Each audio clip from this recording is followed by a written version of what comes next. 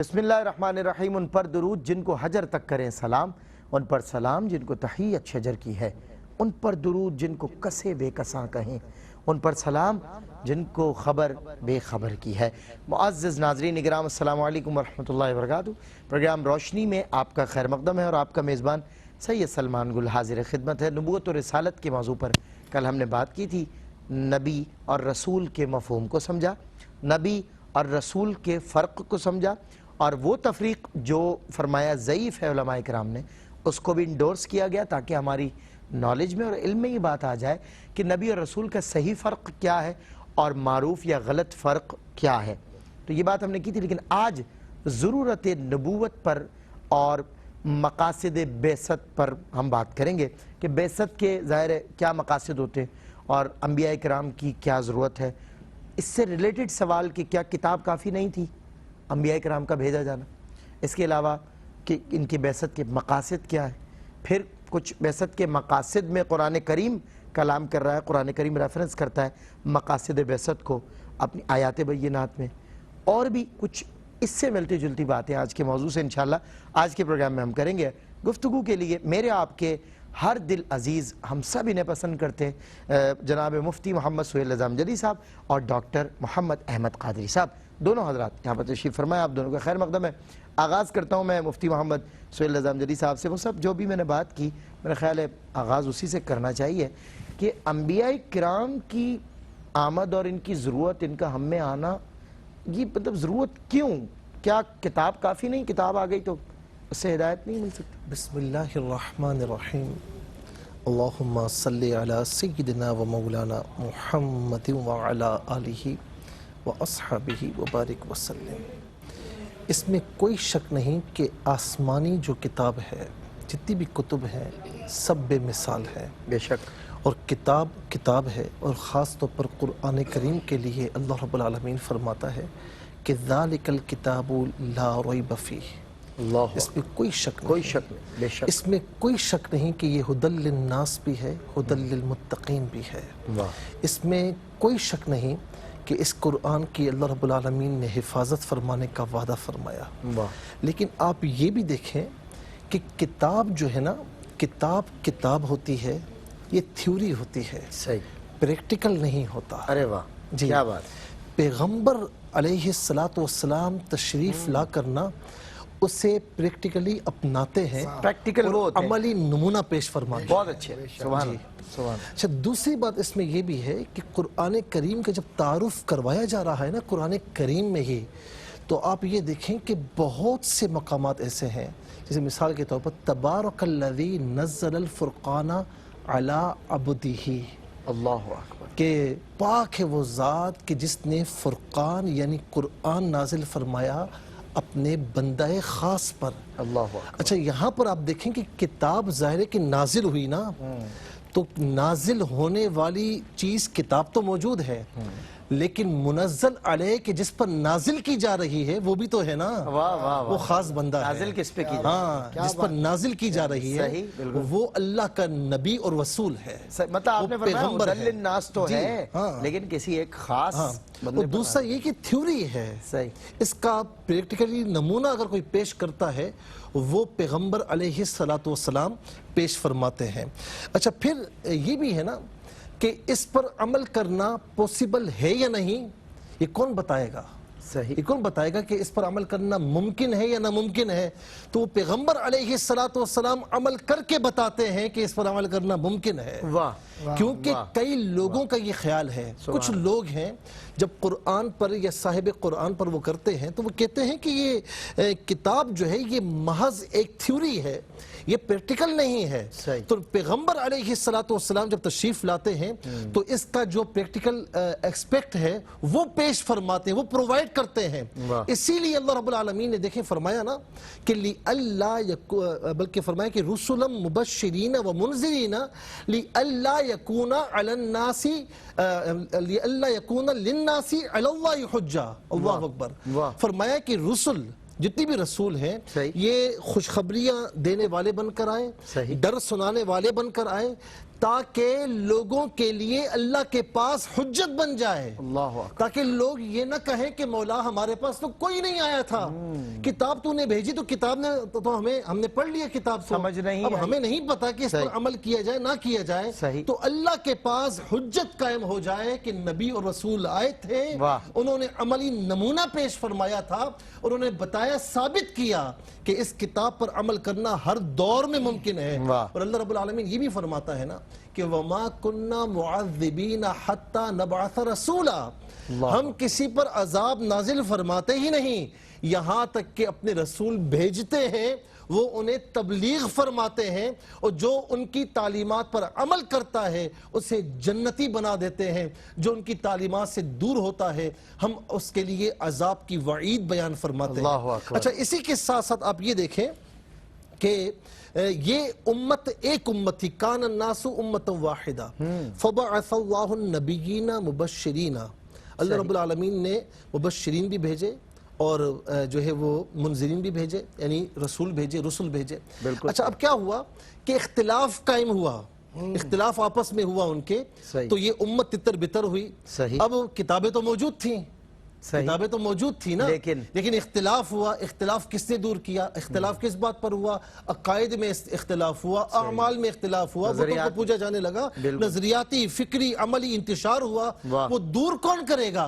وہ دور اللہ کا پیغمبر آ کر کرے گا، وہ دور اللہ کا پیغمبر آئے گا، وہ لوگوں کو ایک خدا کی توحید کی دعوت دے گا۔ اور آخری بات عرض کروں گا کہ پوری گفتگو کا خلاصہ یہ ہے کہ قرآن آسمانی کتاب ہے، تو اس کی تشریح زمینی طور پر نہیں ہوگی، اس کی تشریح بھی وہ ہوگا جو وہاں سے لے کر آئے گا۔ اللہ اکبر، اللہ اکبر۔ میں ماشاءاللہ ظاہر بنیادی جو موضوع کا ایک سوال تھا، اور بنیاد جس سے فراہم ہوتی ہے اس موضوع کو مفتی محمد صفی اللہ زامندری صاحب ارشاد فرما رہے تھے۔ میں ڈاکٹر صاحب ایک سوال آپ کی خدمت میں پیش کرتا ہوں، اور پھر انشاءاللہ درمیان میں اگر وقفہ حائل ہوتا ہے تو ہم اسے مکمل کریں گے واپس آ کر۔ انبیاء کرام کی بعثت کے جو مقاصد ہیں، جو پرسپیکٹیوز ہیں، اس پر کچھ کلام فرمائیں۔ اعوذ باللہ من الشیطان الرجیم، بسم اللہ الرحمن الرحیم، مولایا صلی وسلم دائما ابدا علی حبیبک خیر الخلق کلہم، یا رب بالمصطفیٰ بلغ مقاصدنا واغفر لنا ما مضی یا واسع الکرم۔ بعد حمد و صلوات کے ہمارے بھائی امجدی صاحب نے بہت ہی خوبصورت پیرائے میں قرآن کریم کی اور عملیت پسندی کی زندگی کا تعلق قائم کیا، نبوت یا بعثت یا رسول کی ضرورت کی وجہ سے اور نبی کی موجودگی کی وجہ سے کہ معاشرہ کیسے منظم ہوتے ہیں۔ صحیح۔ کہ ماشاءاللہ بہت ہی خوبصورت پیرائے میں آپ نے بیان فرمایا۔ ٹھیک۔ یہ جو بعثت ہے، یہ نبوت ہے، یہ رسالت ہے۔ آپ نے ایک سوال جو اپنے سرنامہ کلام میں کیا تھا قبلہ مفتی صاحب سے بھی، اور آپ بات کرتے ہوئے کہہ رہے تھے کہ اس کی ضرورت کیوں محسوس ہوئی، تو اللہ تو ان اللہ علی کل شیء قدیر، اللہ تو ہر شے پر قادر ہے۔ ظاہر کہ نبی کو بھی وہی پیدا کر رہا ہے، نبوت کو بھی وہی پیدا کر رہا ہے، رسالت کا بھی وہی بتلا رہا ہے، قرآن بھی وہی بتلا رہا ہے، راستہ بھی وہی دکھا رہا ہے۔ تو وہ یہ بھی کر سکتا تھا کہ دل میں یہ القاء کر دیتا کہ تم میری اطاعت کرو، پھر وحدانیت کے علاوہ کچھ بھی نہیں۔ صحیح۔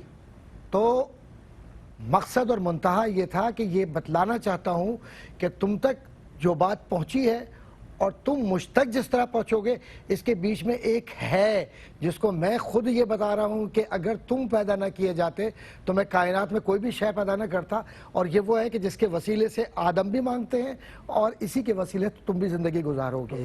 تو یہ عقیدہ توسل ہے جس کو بعثت کے نام سے لوگ تعبیر کرتے ہیں، رسالت کے نام سے تعبیر کرتے ہیں۔ اس کو بیچ سے نکال دیجئے، رہتا ہی کچھ نہیں ہے۔ اللہ اکبر۔ آپ یا رسول اللہ کہتے سبحان اللہ، تو حضور کو اس لیے پکارتے کہ قرآن اس کو یا ہی کہہ کے پکار رہا ہے، یا ایھا النبی کہہ کر پکار رہا ہے۔ تو بعثت کا مقصد یہ کہ پہلے یہ سمجھ لیجیے کہ تعظیم مصطفیٰ، توقیر مصطفیٰ اور محبت مصطفیٰ عنوان زندگی ہے۔ اگر یہ نہیں ہے تو پھر الفاظ کی تائید اور الفاظ کی ندرت کی وجہ سے آپ بہترین لفاظ تو ہو سکتے ہیں اور شعبدہ گر تو ہو سکتے ہیں، لیکن مقصد نبوت کو اور بعثت نبوت کو وسیلہ نبوت کے ذریعے اگر نہیں سمجھتے تو آپ نے نہ قرآن کو سمجھا، نہ نبی کو سمجھا، اور قد جاءکم من اللہ نور و کتاب مبین کے درمیان میں جو ایک خوبصورت ایک ربط ہے اس کو بھی نہیں سمجھا۔ زندگی کیا ہے؟ زندگی یہ میں ڈاکٹر صاحب ایک بریک حائل ہو رہا ہے ہمارے بیچ، انشاءاللہ اسی کے بعد ہم سمجھتے ہیں کہ زندگی کیا ہے۔ ڈاکٹر صاحب کی گفتگو کو یہیں سے انشاءاللہ جوڑیں گے وقفے کے بعد۔ ویلکم بیک ناظرین، خیر مقدم ہے آپ کا ایک بار پھر پروگرام روشنی میں، اور ہم نبوت، ضرورت نبوت اور مقاصد بعثت پر بات کر رہے ہیں۔ ڈاکٹر محمد احمد قاضی صاحب سے میں نے سوال کیا ہے کہ انبیاء کرام کی جو بعثت ہے اس کے مقاصد کیا ہیں۔ آپ فرما رہے تھے، ایک مثال آپ دے رہے تھے، زندگی کیا ہے؟ زندگی کیا ہے؟ زندگی اصل میں معاشرتی تعلق، بندے کا اور رب کا تعلق، اور وہ خوف کا لفظ میں استعمال نہیں کروں گا کیونکہ اللہ خوف نہیں دلاتا، اللہ تو رغبت اور محبت کے ذریعے اپنی جانب راغب کرتا ہے، اور اللہ کی محبت کو اور اللہ کے تعلق کو اور اللہ کے احکامات کو سمجھنا ہے تو چہرہ مصطفیٰ کی زیارت کرنا ہوگی۔ تصورات میں جب تک نماز میں ان کو نہیں رکھو گے بعثت نبوت کا مفہوم نہیں پا سکتے۔ اور اسی لیے صحابہ یہ کہا کرتے تھے کہ ہم حضور کو دیکھتے ہیں تو ہمیں رب محسوس ہوتا ہے، اور جب تک یہ عقیدہ نہیں آئے گا آپ کی عبادت میں، آپ عبادت کی چاشنی کو محسوس نہیں کر۔ اسی لیے تو کہا گیا ہے کہ دو طرح کے افراد ہیں معاشرے کے اندر، ایک وہ جو خوش نصیب ہے، ایک وہ جو بد نصیب ہے۔ خوش نصیبی ان میں جو حضور سے محبت کے ذریعے اپنی زندگی کو منظم کرتے ہیں۔ اب بعثت کیا ہے؟ بعثت کا مفہوم کیا ہے؟ انما بعثت لاتمم مکارم الاخلاق۔ اب یہ تعریف علم الاخلاقیات کے لوگ کیا کرتے ہیں، ہر آدمی اپنی مرضی کی تعریف کرتا ہے، لیکن میں تو یہ کہتا ہوں کہ بنیادی اخلاق زندگی کا یہ ہے جو بقول امام غزالی کے کہ جو حضور سے محبت کرتا ہے وہی اخلاق سیکھتا ہے، اور بقول امام قشیری رحمۃ اللہ تعالیٰ علیہ کے کہ جس نے اخلاق کو نہیں پایا وہ بعثت کے مفاہیم کو سمجھ ہی نہیں سکتا، کیونکہ نبوت کا بنیادی غرض و غایت یہ ہے کہ معاشرہ منظم و حضور کی سیرت کے ذریعے۔ یہ سیرت کیا ہے؟ آئیے ایک ایک جملہ میں بولتا چلا جاؤں کہ آپ عدلیہ میں ہیں تو عدل کیسا ہو؟ وہ جو حضور نے دیا۔ آپ شوہر ہیں تو آپ کی زندگی کیسے ہو؟ آپ باپ ہیں تو آپ کی زندگی کیسے ہو؟ آپ امام ہیں تو آپ کی امامت کیسی ہو؟ اور اگر آپ مقتدی ہو تو اپنے امام کی عزت کیسے کریں؟ اگر آپ قرآن پڑھ رہے ہیں تو قرآن سے محبت عثمان غنی والی ہو، اور اگر آپ زمین کے اوپر ہیں تو ابو بکر سے لے کر عثمان علی تک، اور خلفائے راشدین سے نکل کر اہل کربلا تک، اور اہل کربلا سے نکل کر اصحاب صفا، اور جو حضور سے محبت کرنے والے صحابہ، تابعین، تبع تابعین رضوان اللہ تعالیٰ علیہ مجمعین، اور اولیاء کاملین کی زندگیاں ساری گزری ہیں الگ الگ اوقات میں، ان سب کو یکجا کر لیجئے تو تصویر بعثت بنتی ہے۔ صحیح۔ اور یہ بعثت کا مقصد یہ ہوتا ہے کہ انسانیت کی خدمت کرنی ہے، نفرت کسی سے نہیں کرنی ہے۔ یہی وجہ ہے کہ الحمدللہ ثم الحمدللہ عقیدہ حق، عقیدہ اہل سنت، میں بہت واضح طور پر یہ عرض کرتا چلوں کہ یہ ایک واحد عقیدہ ایسا ہے الحمدللہ کہ جو حضور سے بھی محبت کرتا ہے، اہل بیت اطہار سے بھی محبت کرتا ہے، خلفائے راشدین سے بھی محبت کرتا ہے، اولیاء کاملین سے بھی محبت کرتا ہے، اور بابا فرید کے دروازے پر جب دسترخوان بچتا ہے تو اس پر کسی بھی عقیدے کا، کسی بھی مذہب و ملت کا ہو، وہ بیٹھ کر صوفیہ کے سامنے دین سیکھتا ہے۔ تو جب اس مقصد کو پا لیں گے آپ اور تصوف سے وابستہ ہو جائیں گے تو پھر کسی انسان سے نفرت نہیں کریں گے، اور نفرت کا تو لفظ ہی زندگی میں نہیں آئے گا، کیونکہ حضور کی زندگی میں تو صرف محبت ہی محبت، سراپا محبت۔ کیا بات ہے ڈاکٹر صاحب۔ مفتی محمد سہیل رضا امجدی صاحب، قرآن کریم کی آیات بینات شاہد ہے کہ اس ضمن میں، مقاصد بعثت کی ضمن میں، قرآن کریم ہم سے مخاطب ہو کے ہمیں بتاتا ہے کہ یہ جو مقصد بعثت ہے انبیاء کا، اس میں ایک خاص اور اہم ترین مقصد علم و حکمت کی تعلیم دینا بھی ہے، اور ظاہر سبھی نبیوں نے حکمت سے بھرپور ایک ایک جملہ انبیاء کا۔ پھر تو ایک ریفرنس تو آپ فرماتے ہیں نا وما ینطق عن الہوی ان هو الا وحی یوحی، تو حکمتیں کیسی ہوں گی؟ تو بتائیے علم و حکمت کی تعلیم دینا یہ بھی ایک اہم ترین مقصد قرآن کہہ رہا ہے، آپ بتائیے۔ قبلہ ڈاکٹر صاحب نے بڑی خوبصورت انداز میں وضاحت پیش فرمائی بعثت کے مقاصد کی۔ اچھا، میں نے جو دو آیات کا حوالہ پیش کیا تھا، ایک سورہ بقرہ کی آیت نمبر 213 تھی کہ جس میں یہ فرمایا تھا کہ وَأَنزَلَ مَعَهُمُ الْكِتَابَ بِالْحَقِّ لِيَحْكُمَ بَيْنَ النَّاسِ فِيمَا اخْتَلَفُوا فِيهِ۔ کتابیں تو موجود تھی نا، آدم علیہ السلام پر، ادریس علیہ السلام پر، شیس علیہ السلام پر صحائف نازل ہوئے، داؤد، موسیٰ، عیسیٰ اور محمد عربی صلی اللہ علیہ وسلم، ان پر جو ہے وہ کتابیں نازل ہوئیں، ٹھیک ہے نا؟ تو کتابیں تو موجود تھیں، تو آپس میں اختلاف ہوا۔ اب وہ عملی ہو، فکری ہو، اخلاق کے اعتبار سے ہو، عقائد کے اعتبار سے ہو، وہ دور کرنے والا کون ہے؟ لِيَحْكُمَ بَيْنَ النَّاسِ فِي مَا اخْتَلَفُوا فِيهِ، وہ اللہ کا جو پیغمبر ہوتا ہے نا وہی دور فرماتا ہے۔ اچھا پھر جو دوسرا حوالہ میں نے دیا وہ سورہ نساء کی آیت نمبر 165 کا، کہ یہاں پر بڑی پیاری بات ارشاد فرمائی کہ لِيَكُونَ لِلنَّاسِ عَلَى اللَّهِ حُجَّةٌ بَعْدَ الرُّسُلِ، یعنی اللہ کے نزدیک حجت کب قائم ہوگی بندوں پر؟ ورنہ تو بندے کہیں گے مولا کتاب تھی، کوئی تھا نہیں سمجھانے والا، ہم کیا سمجھتے؟ تو رسولوں کے بعد قرآن کہتا ہے کہ رسولوں کی تشریف لانے کے بعد اب لوگوں پر حجت قائم ہو گئی ہے۔ اور حجت کا ایک معنی مفسرین نے یہ بھی فرمایا کہ کتاب کے احکامات اجمالی ہیں، اس کی تفصیل اگر کوئی پیش کرتا ہے تو وہ اللہ کا فرستادہ پیغمبر پیش کرتا ہے علیہ السلام۔ اب آ جائیے اس بات پر کہ جو آپ نے تعلیم اور حکمت کے بارے میں فرمایا، قرآن کریم کی کئی آیات ہیں، میں 2 آیات کا حوالہ پیش کروں گا۔ ایک سورہ بقرہ کی آیت نمبر 129 جو ابراہیم علیہ السلام کی دعا ہے، یتلو علیہم آیاتک ویعلمہم الکتاب والحکمت ویزکیہم، جس میں کتاب اور حکمت دونوں کی بات کی گئی۔ ویعلمہم الکتاب، کتاب سکھاتا ہے، تعلیم دیتا ہے، حکمت بھی سکھاتا ہے۔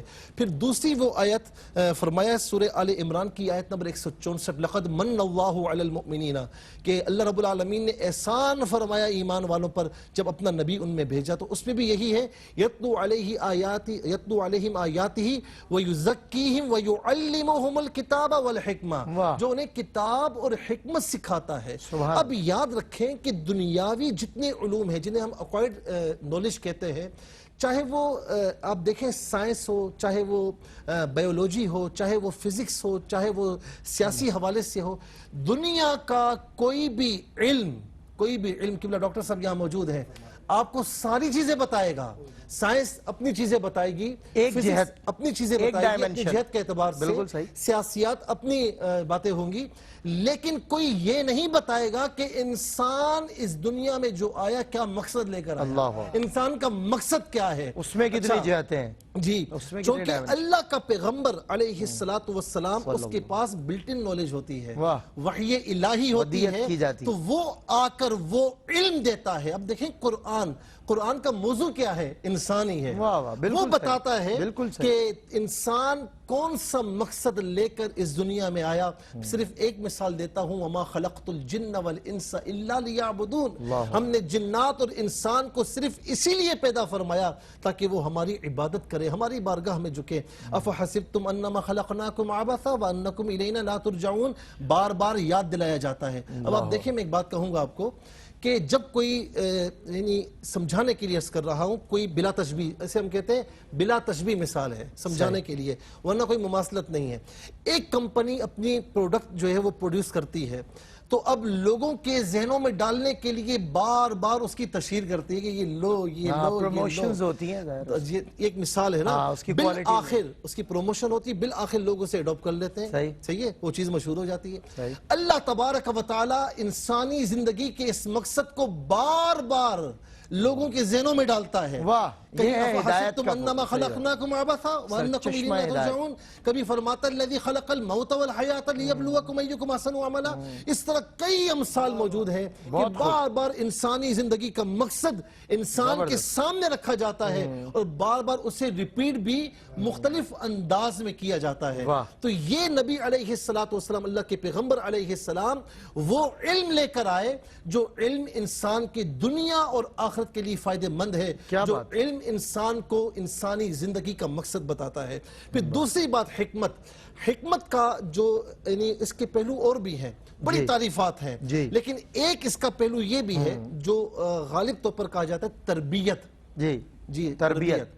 دیکھیں، میں آپ کو ایک بات عرض کروں گا کہ حضور نبی کریم علیہ السلام نے ایک بات فرمائی کہ بعثت معلما، میں تو معلم بنا کر بھیجا گیا ہوں تعلیم دینے کے لیے۔ اچھا، بہت سے علوم ایسے ہوتے ہیں کہ بندہ علم حاصل کر لیتا ہے لیکن تربیت نہیں ہوتی ہے، کردار میں وہ علم نظر نہیں آتا، تو اس علم کے مطابق اپنا کردار بنا لینا، اس علم کے مطابق اپنی زندگی بسر کرنا، یہی تربیت ہے۔ اور حضور نبی کریم صلی اللہ تعالی علیہ وسلم نے دیکھیں بہت سے لوگوں نے علم دیے ہوں گے، علوم دیے ہوں گے، لیکن میرے آقا علیہ السلام نے وہ تعلیم دی ہے کہ فقط تعلیم نہیں ہے، تعلیم کے ساتھ تربیت بھی ہے. اسی لیے میرے آقا علیہ السلام کا ایک عظیم معجزہ یہ ہے کہ انہوں نے ان انسانوں کو کہ جن سے انسانیت گم ہو چکی تھی انہیں انسانی زندگی کا مقصد بتایا اور ان انسانوں میں انسانیت کو پیدا فرمایا. اور میں اخیر میں ایک بات عرض کروں گا, جی یاد رکھیں کہ علم حاصل کرنے کے بعد نہ کردار نہ ہو تو بندہ کاغذی شیر بن کے کاغذی غازی بن کے رہ جاتا ہے. میرے آقا علیہ السلام نے تعلیم کے ساتھ تربیت بھی دی ہے, صرف کاغذی غازی نہیں بنایا بلکہ کردار کا غازی بنایا. فرمایا نا کہ دی کبھی اذان یورپ کے کلیساؤں میں, کبھی افریقہ کے تپتے ہوئے صحراؤں میں. تو یہ میرے آقا علیہ السلام کی تعلیم و تربیت تھی. واہ, بحر ظلمات میں دوڑا دیے گھوڑے ہم نے, دشت و دشت صحرا بھی نہ چھوڑے ہم نے. واہ, ایک جہد مسلسل, ایک ایسا لیڈر جسے بلا مبالغہ قائد اعظم کہیے کہ کوئی ان سے بڑا قائد نہیں, کوئی ان سے بڑا لیڈر نہیں. تمام انبیاء سے متعلق ہماری رائے یہی ہے. مفتی صاحب کی خوبصورت گفتگو کے بعد میں یہ ضرور کہوں گا کہ دیکھیں, ہم تو تمام انبیاء پر, اور ہم یہ کہتے ہیں کہ کم و بیش 1,24,000, کیونکہ اگر ایک بھی زیادہ ہے یا ایک بھی کم ہے تو یہ پھر ہمیں اس کا انکار کفر کی طرف لے. ہم تو سب پر ایمان لاتے ہیں, سب کا کیریکٹر جانتے ہیں کہ اللہ رب العزت نے انہیں معصوم پیدا فرمایا ہوتا ہے. اللہ نے ان کی ذمہ داری یہ رکھی ہوتی ہے کہ جبکہ ہر فرد کی ذمہ داری مفتی صاحب یہی ہے جو نبیوں کی ہے, لیکن چونکہ وہ خاص ہوتے ہیں, اسپیسیفیکیشن ان کے ڈیزگنیشن ان کے مخصوص معاملات ہوتے ہیں, لیکن کرنا ہر فرد کو وہی ہے جو کار نبی ہے. اللہ تعالی ہمیں انبیاء کرام کے, صحابہ کرام کے, حضور کی آل پاک کے نقش قدم پہ چلنے کی توفیق عطا فرمائے. ایک وقفہ, اور وقفے کے بعد انشاءاللہ آخری سیگمنٹ. جی خوش آمدید ایک مرتبہ پھر آپ کا خیر مقدم ہے پروگرام روشنی میں, اور آخری سیگمنٹ ہے. ہم آج بات کر رہے ہیں ضرورت نبوت اور مقاصد بعثت کی, اور اس پر مفتی محمد سہیل رضا امجدی صاحب, ڈاکٹر محمد احمد قادری صاحب ہمارے مہمان خوبصورت کلام کر رہے ہیں.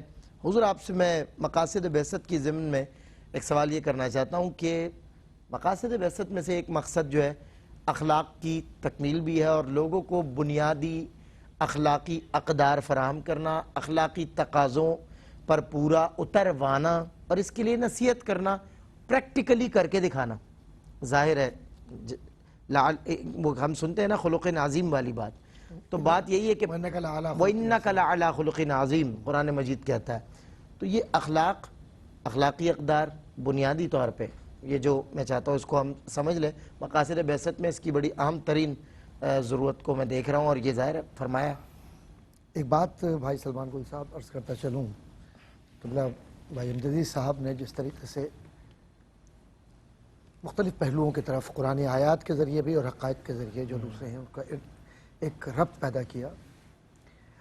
آج 2021 کی بات کریں, بعض لوگ کہتے ہیں یار آپ تاریخی باتیں کر رہے ہیں, وہ ماضی کی باتیں کر رہے ہیں کہ دشت و دشت ہیں, دریا بھی نہ چھوڑے ہم نے. تو ٹھیک ہے, آج کیا ہو رہا ہے؟ اس لیے ہو رہا ہے کہ اس زمانے کے وہ مسلمان حضور کی سیرت میں اپنی زندگیوں کو ڈھال کر اپنے آپ کو اس کا کردار بناتے تھے. صحیح بات. آج کے وہ معزز تھے زمانے میں مسلمان ہو کر. میں تو آسان اس کو تاکہ ہمارے بچے بچیاں سمجھ لیں, کیونکہ ہمارا جو کیو ٹی وی ہے ماشاءاللہ یہ پوری دنیا میں ایک تعلیمی درسگاہ کی صورت میں جاتا ہے. بالکل صحیح. تو میں یہ چاہتا ہوں اپنے بچے بچیوں کو بتلاؤں کہ ماضی جو کچھ ہوا, حال بھی ہمارا برا نہیں ہے, حال بھی اچھا ہے, اور نبوت کے اثرات تو ہمیشہ ہوتے ہیں. لا نبی آبادی, حضور کے بعد تو پھر کوئی ہے ہی نہیں, ایسا تجھے خالق نے طرحدار بنایا, حسن بھی انہی کا ہے. واہ. اور تعلیمات بھی ان کی ہیں, کردار بھی ان کا ہے. آج ہمارے جو زمانے کے بنیادی مسائل ہیں ان میں مسئلہ یہ ہے کہ بے راہ روی, ہمارے بچے بھٹک رہے ہیں, اس لیے کہ ان کو ہم وہ اخلاق نہیں دے پا رہے جو اخلاق ہمیں ورثے میں ملا تھا, وہ کہیں ہم سے کھو گیا ہے. تو جب ماں باپ کے پاس اخلاقیات نہیں آئیں گی تو اولاد میں وہ اخلاقیات کیسے جائیں گی؟ پہلے کے لوگ جو بچوں کی تربیت کرتے تھے وہ کھڑے ہو کر نماز ساتھ پڑھواتے تھے, بچیوں کے سروں پر دوپٹہ ڈالتے تھے, اور شرم و حیا, حلال و حرام کا فرق بتلاتے تھے. اور اب آج کے جو خود ساختہ لوگ ہیں, وہ جو اسکالرز اپنے آپ کو کہلاتے ہیں, کچھ خود ساختہ دانشور بن گئے, کچھ خود ساختہ کچھ لوگوں کو خوش کرنے کے لیے زبردستی کے فتاوی اپنی مرضی کے دینے لگے. تو ان سب چیزوں نے مل کر مسلمانوں کے لیے, اور کچھ مفسرین بھی بن گئے جو تفسیر بالرائے کے ذریعے لوگوں کو متاثر کر رہے ہیں, بالکل, اور ان کے ڈانڈے کہیں اور ملتے ہیں اور وہ حقائق کا انکار کرتے ہوئے. ان سب چیزوں نے ایک تو یہ چیلنج آیا. دوسرا چیلنج یہ کہ ہمارے تعلیمی ادارے, جو ملت اسلامی کی بات کر رہا ہوں, ان میں وہ جو غزالی، فارابی، رشد، کندی، سینا، اقبال اور مجد الفسانی، شیخ عبدالحق محدث دہلوی، شیخ عبدالقادر جیلانی اور معین الدین چشتی، علی حجویری، یہ کتب لکھنے والے اور ان کے پڑھانے والے، ان کے بولنے والے وہ نظر نہیں آتے۔ اللہ اکبر۔ تیسرا مسئلہ مسلمانوں کا یہ کہ تحقیق سے منہ موڑ لیا ہے، اور جو قوم تحقیق سے منہ موڑ لے اور پھر ان سب کا محور ایک ہے، وہ ذات مصطفیٰ ہے۔ صلی اللہ ہم نے علیہ حضور کی کتنی عزت کی ہے، ہم نے حضور سے کتنی محبت صحیح، کی یہ ہے۔ بڑے- ان زمینوں پر عذاب نازل ہوتا ہے جہاں حضور کی محبت نہ ہو یا بالکل نبیوں کی محبت نہ ہو۔ بالکل اور آپ دیکھیں پتھروں کی زمین بن گئی وہ، جہاں حضور سے پہلے کے انبیاء آئے، اور حضور تو تمام انبیاء کا ایک خلاصہ ہے، تلخیص ہے، سبحان اللہ۔ اور تمام کتب کا خلاصہ قرآن ہے۔ ہم نے قرآن کو نعوذ باللہ من ذالک کیا عزت دی ہے، یوں پھینک دیتے ہیں۔ نعوذ باللہ من ذالک ہم نے اپنی آنکھوں سے دیکھا ہے، مکے میں بیٹھ کر، کعبے کے قریب دیکھ کر پیروں کے نیچے رکھ دیتے ہیں۔ یار یہ تم اللہ کے کلام کی عزت نہیں کرو گے تو رب تمہاری عزت کیسے کرے گا؟ صحیح۔ اور پھر آج ہم باتیں کرتے ہیں بڑی بڑی کہ ہم 1-10 کے بھاری ہیں، اور بھائی ایک جب 10 پر بھاری ہوتا ہے کچھ کردار بھی ہوتا ہے۔ صحیح بات۔ ہم نعوذ باللہ من ذالک اب آ جائیے پیری مریدی کی طرف بھی، وہاں بھی اخلاقیات دیکھ لیجئے، سب کچھ کر رہے ہیں آپ، نعتیں پڑھی، سب کچھ کر لیا، فجر غائب، جی عشاء کا وقت ہے، ارے یار چلو کوئی نہیں ٹھیک ہے باتیں کر لو۔ اچھا نماز بھاری پڑ رہی ہے، نماز تو منافق پہ بھاری پڑتی ہے۔ صحیح بات۔ پھر عاشق تعویذ- پہ کہاں، عاشق تعویذ تو بھی ہم بک رہے وقت ہیں۔ نہیں نماز میں کا کھل کے بات منتظر کر رہا ہے۔ نہیں صحیح ہوں، تعویذ بھی بک رہے ہیں، استخارے بھی بک رہے ہیں، اور فتوے بھی بک رہے ہیں، صحیح بات۔ اور جو اسکالرز ہیں جو لکھنے بولنے والے ہیں وہ بھی بک رہے ہیں۔ اب پورے اس معاشرتی ڈھانچے میں اب نبوت سے اگر آپ راستہ نہیں تلاش کریں گے تو یہ غار اندھیروں کی طرف لے جائے گی۔ بالکل صحیح۔ یہ سورہ کہف کے حساب سے وہ ان لوگوں کی طرف لے کر نہیں جائے گی جو کامیاب لوگ ہیں۔ جب وہ کروٹ لیتے ہیں اور اٹھتے ہیں اور دعا کرتے ہیں اور دیکھتے ہیں تو ان کا کتا بھی معزز ہو جاتا ہے۔ اللہ اکبر۔ اور آج کلمہ پڑھنے والا معزز نہیں ہو رہا دنیا میں۔ اللہ اکبر۔ کیوں نہیں ہو رہا؟ بڑا اس لیے نہیں ہو رہا کہ اس نے حضور کی نسبت کو، حضور کی سنت کو، اہل بیت اطہار کی محبت کو، خلفائے راشدین کی محبت کو اور اولیاء کاملین کی تعلیمات کو فراموش کر کے خود ساختہ اخلاقیات کو محور بنا لیا۔ ہماری خواہش ہوتی ہے ہمارا ہاتھ کوئی چومے، پاؤں کوئی چومے۔ کسی نے کہا ہے کسی بزرگ نے کہ میرا ہاتھ پاؤں چومو؟ ہم خود ان کے دروازے پہ جا کے بھیک مانگتے ہیں، کرم فرمائیے۔ سبحان ان کا اخلاق تھا، ان کی تعلیمات تھی، جی۔ توحید سے محبت، رسالت سے محبت، انسانیت سے محبت، بالکل یہ صحیح۔ محور ہے بنیادی طور پر نبوت کا اور بعثت نبوت کے مقاصد میں۔ اب جب اس کو فراموش کر دیا، ایک جملہ نظر کر کے بات ختم کروں گا جی۔ کہ جب ہم نے اسے فراموش کر دیا تو اس کے بعد ہم اپنی پناہ گاہ اور اپنے سر پر سائبان اغیار میں تلاش کرتے ہیں۔ صحیح۔ تو اغیار میں سائبان نہیں ملے گا، یہ تو گنبد خضرا کے سائے میں ملے گا، ورنہ کہیں نہیں ملے گا۔ اللہ اکبر، جزاک اللہ۔ میں مفتی محمد سہیل رضا امجدی صاحب قبلہ، ڈاکٹر صاحب ماشاءاللہ آپ کا ایک جو انداز ہے وہ تو اپنا ہی ہے، ماشاءاللہ منفرد ہے، اللہ خوش رکھے۔ اور وہ آپ کو ہمیں پتہ ہے کہ جب ڈاکٹر صاحب میدان میں اترتے ہیں، جی جب ماشاءاللہ آپ کی محبت ہے تو وارد میدان جب ہوتے ہیں تو ہم تو جانتے ہی ہیں ان کا انداز۔ اللہ اس کے نبی کا فضل ہے۔ اللہ خوش رکھے۔ رضائی احمد نوری نوری کا فیض نور ہے ماشاءاللہ، خوب فیض ہے، یہ بھی کمال ہے۔ میں حضور قبلہ آپ سے عرض کروں گا کہ آخری سوال 3-4 منٹ بچے ہیں تو اس میں قرآن مجید فرقان حمید مقاصد بعثت میں کلام کرتا ہے۔ عام ترین مقصد مجھے یاد ہے فرام دا بگننگ، ہم جب بھی پڑھا اساتذہ نے پڑھایا بیٹا انبیاء آئے تو یأمرہم بالمعروف وینہاہم عن المنکر، اس پر کچھ کلام کریں، یہ جو مقصد بعثت ہے۔ اچھا میں اس بات کو مکمل کر دوں جی کہ نبی علیہ السلام نے وہ تعلیم و تربیت دی کہ جس سے پورا عالم روشن ہوا، جی اور پھر صحابہ نے کسی چیز کو نہیں دیکھا، اللہ اکبر، بڑے سے بڑے سور آئے تو صحابہ نے ان کو کاٹ کر رکھ دیے، یعنی ان کو میدان جنگ سے بھاگنے پر مجبور فرمایا کہ ٹل نہ سکتے تھے، اگر جنگ میں اڑ جاتے تھے، پاؤں شیروں کے بھی میدان سے اکھڑ جاتے تھے، دشت و دشت سیرا بھی نہ چھوڑے ہم نے، بحر ظلمات میں دوڑا دیے گھوڑے ہم نے۔ اچھا اب اس بات پر آ جائے، دیکھیں معروف کہتے ہیں پہچانا ہوا، اور منکر کہتے ہیں اجنبی کو۔ قرآن کریم نے، اچھا یہاں پر ہے یأمرہم بالمعروف وینہاہم عن المنکر، بہت سے مقامات پر وینہونا جمع کی صیغے کے ساتھ ہے، بات یہاں پر ایک ہی ہے۔ معروف کہتے ہیں پہچانا ہوا اور منکر کہتے ہیں اجنبی کو۔ قرآن کریم نے جہاں پر بھی یہ معروف استعمال فرمایا اس سے مراد فطری امور ہیں جن کو فطرت نے پہچانا ہے، اور جہاں پر منکر موجود ہے تو وہاں اس سے مراد غیر فطری امور مراد ہے۔ اچھا نبی علیہ السلام اس انداز میں لیں کہ نبی علیہ السلام کی جو دعوت تھی چاہے وہ عقائد یا چاہے اعمال کے فکر کے اعتبار سے وہ فطری امور پر مشتمل تھی اور آپ نے غیر فطری امور سے اجتناب کرنے کا حکم دیا. اسی لیے فرمایا کہ فطرت اللہ التی فطر الناس علیہا. پھر یہ فرمایا نا کل مولود یولد علی فطرتہ فابواہ یحودانہ وینصرانہ. کیونکہ یہ انسان عالم ارواح میں اللہ تعالیٰ کی بارگاہ میں یہ عہد کر کے آیا ہے, میثاق کر کے آیا ہے کہ مولا تو ہی رب ہے. تو یاد رکھیں عقائد کے اعتبار سے دیکھ لیں, یعنی آقا علیہ السلام نے جن جن چیزوں کی تعلیم دی, میں آپ کو دعوے سے کہتا ہوں کہ ایک چیز بتا دیں جو فطری نہ ہو. کہ یہ فطرت سے آہنگ نہیں ہے. دین فطرت, بچہ آنکھ کھولتا ہے اسے یہ معلوم ہوتا ہے کہ اللہ رب العالمین ہے جس نے مجھے پیدا فرمایا. اور انسانی فطرت سلیمہ اس بات سے اجتناب کرنے کا حکم دیتی ہے کہ ایک کے سوا اوروں کے آگے سر کو جھکایا جائے. نماز, روزہ, حج, زکوٰۃ, سچ, امانت داری, یہ تمام کے تمام جو احکامات تعلیمات ہیں یہ ساری فطرت پر مبنی ہیں, اور جس کے اگینسٹ ہے وہ منکر ہیں, اس سے حضور نبی کریم علیہ السلام نے منع کرنے کا منع فرمایا ہے. میں آخر میں یہ بات کہوں گا کہ دیکھیں یاد رکھیں کہ کوئی شخص اگر فطرت سے ہٹنا چاہے تو اسے فطرت پر لایا جاتا ہے, اور لائے جانے میں دیر نہیں کرنی چاہیے. اور حضور نبی کریم علیہ السلام کی حدیث پاک میں نے سنائی کہ ہر پیدا ہونے والا اسلام پر پیدا ہوتا ہے. کوئی اگر ہٹ جائے تو اسے فوراً اسلام کی طرف لایا جائے. اور حکم یہ ہے کہ جب آپ کے پاس کوئی آئے کہ میں اسلام قبول کرنا چاہتا ہوں, اسے کچھ بھی نہ کہیے, اسے پہلے کلمہ پڑھائیے اور اس کے بعد کسی عالم دین کے پاس لے جائیے اور پھر اسلام کی تشریحات اس کے سامنے رکھی جائے.